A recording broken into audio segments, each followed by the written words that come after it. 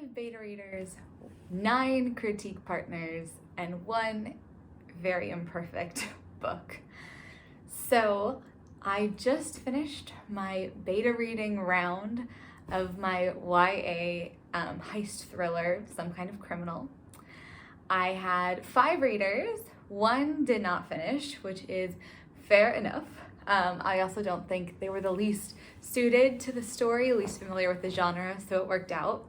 I had 3 people who read in the genre very widely, and then 1 person who, it was actually a friend, and she, I just wanted her opinion because I trust her opinion. She didn't read in the genre, and she was like, I surprisingly liked this more than I thought I would, which is like a nice compliment. But anyways, yeah. I've also, my critique partners, only 1 of them has read the full book, but I have been sending pages and sections to a lot of them, different sections, gotten tons of feedback, and here we are. I've gotten over 700 comments on the book. Most of them in like my software were just like emojis or I love this, but there are a lot of things that need to be fixed. And I'm going to talk to you now about my revision plan after getting 700 comments. So there's a whole video I want to make about looking at your book as a product and product market fit. For the moment, however, I'm actually not going to talk about that, and I'm just going to talk about like my general process.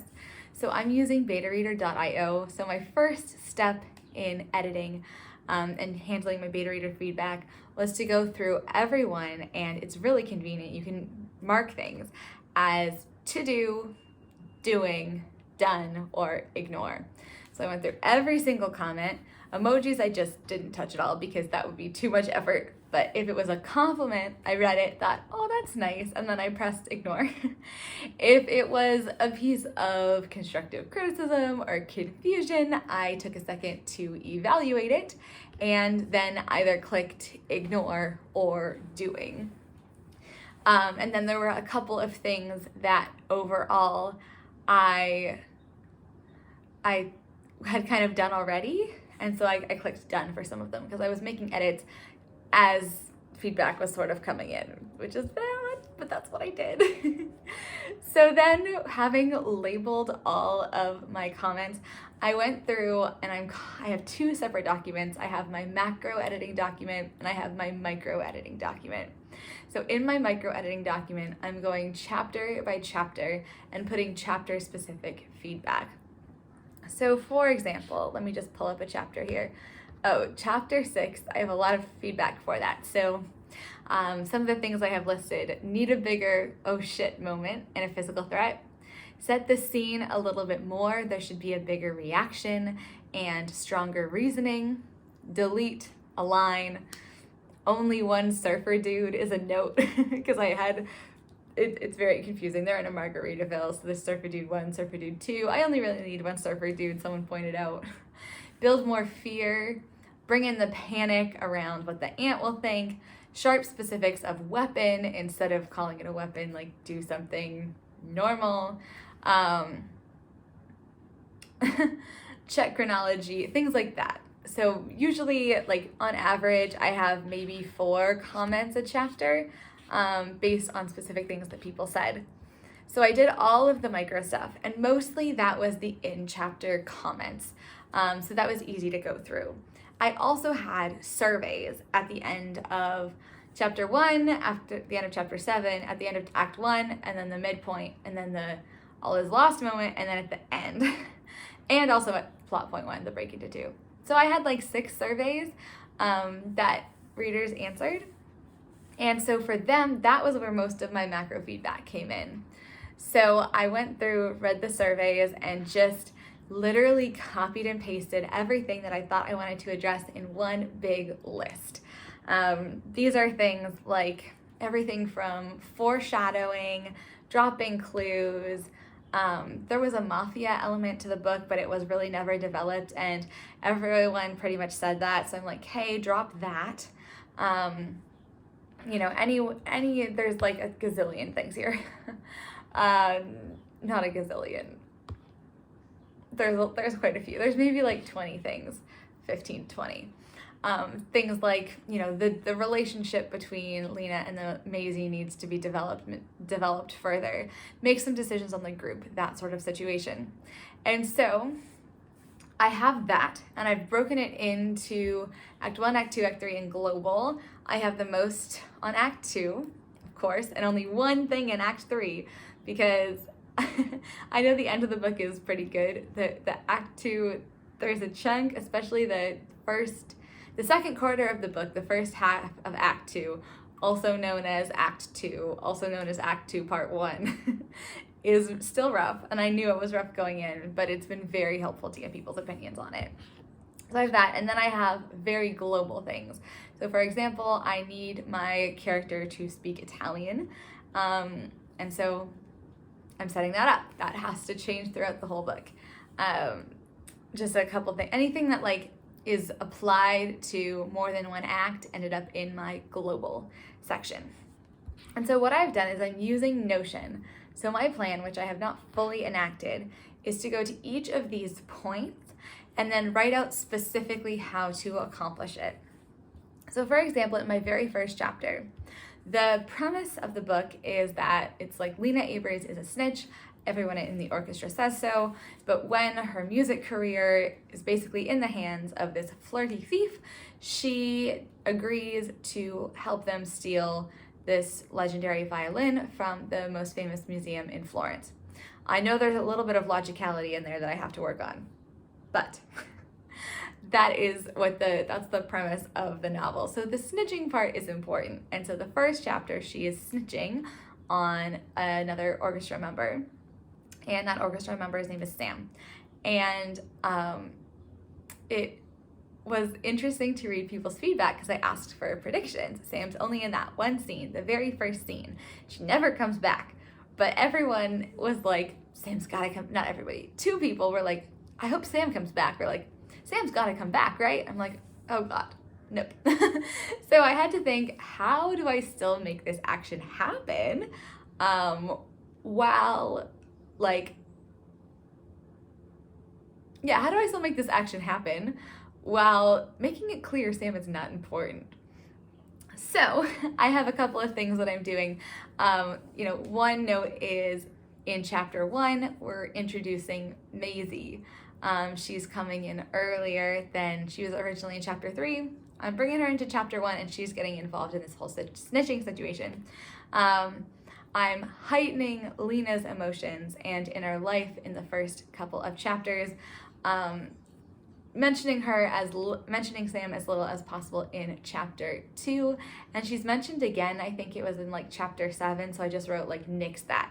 So I'm putting very specific action items. So it's like the comment is the problem to solve, and then I'm coming up with all the solutions I want to have in the chapters where they're gonna go. And then my plan is to copy and paste.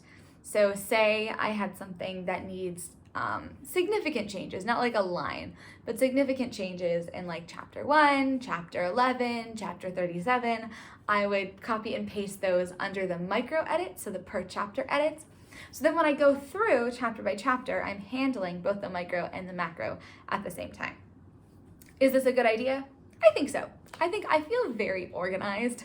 I still have a lot that don't have any solutions, but that's okay.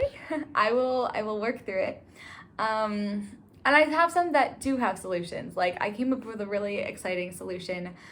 The one thing that I had in Act 3, there was a really great comment from a beta reader, and I figured out how to fix it quickly, and I'm very excited about it. So how am I going to enact this editing plan? First thing I'm going to do, I wrote Restructure Act 2. That's not 100% it's kind of true.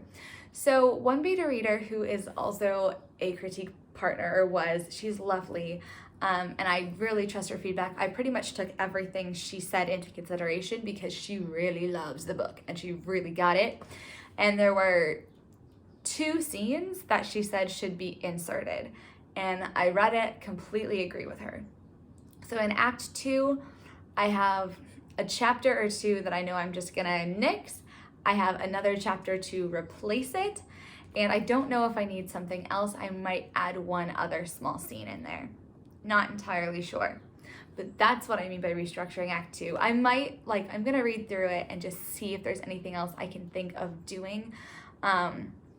One note that someone had is, in that bit is like, I don't think Lena's struggling enough with this criminality stuff, which was fair enough. I wasn't quite sure how to still get them to set up for the heist with her messing things up continuously.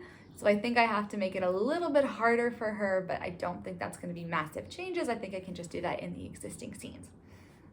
We shall see. I think I might need one more actually than the two. So anyways, I'm doing that, and then I'm going to go to my chapter by chapter edits. The one flaw in this plan is that I rewrote my opening scene, sent it off to critique partners. Well, no. I had an opening scene, saw the beta reader feedback, rewrote it, thought about sending it to critique partners, then had a different idea, rewrote it again. This is literally, like, I swear to God, I've tried this opening a million different ways. I have a full video I want to do about writing this first scene. It's been insane how just like the number of different ways I have done this is crazy. But yeah, I sent it to critique partners. They got back to me with feedback, and I'm like, oh God, it's still not there, which I see their feedback 100%. Openings are hard, man, but I'm torn between like wanting to keep fussing with it and just leaving it and working forward. I think I'll probably keep fussing with it because I feel like I need that foundation to go into the rest of the edits. Although, like, realistically, I should do my restructuring and write the couple of new scenes. I think there's 3 or 4 new scenes that I want to add in, and I'm scrapping 2, and that's fine because I'm at 82,000, whereas this will bring up to around 85,000. That's fine. I don't have a word count problem. Word count and the structure, like my percentages in terms of 3x structure are beautiful. When I look on my spreadsheet, it's almost perfect, only like 1% or 2 off. So my midpoint is at 48%. That's great. My pinch point is at 33 or 34%. Like, woo, we're doing great. So I'm not too worried about adding the words. I think that'll be great. A lot of this is just really deepening relationships in the end. Those are most of my edits in chapter by chapter. So most of the macro things are saying, okay, in this chapter, I'm going to do this small thing to help enliven, this relationship. And I do think that a lot of the feedback of, I want a little bit more touching, flirting, or I want to care about this person a little bit more. I think mostly I don't need any new scenes for that. I just need to really, just kind of expand. Like a few lines in a couple different scenes can really accomplish a lot for that. I don't think I need much. I don't think I need to totally overdo it. I think I just need a few more points of connection and a little bit of clarification. So that is my editing plan. I don't know how long this is going to work. I'm a little bit behind schedule. Ideally, I wanted to be at the point I am now 2 weeks ago. So I'm maybe 2 weeks behind schedule. That's okay. I'm hoping this will take me about a month. It might take a little bit more, but I'm hoping this will take me about a month, and then I will be able to do line editing and do a little bit of continuity and some fixes. I am very conscious of over editing this story because sometimes I've edited it and I've been like, well, that was actually better in the other version. Like overthinking it, over editing it, over fussing is not always great. And my lovely best friend is like, you just have to call it at some point. Obviously, I'm not going to get beta reader feedback and then not implement it. So I'm going to implement it.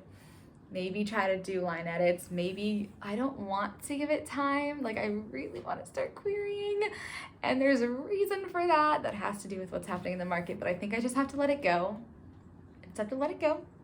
And if we query in October, if we start querying in January, it doesn't really matter. It's 2 months, 3 months difference. It's okay. I hope. So that's what we're doing.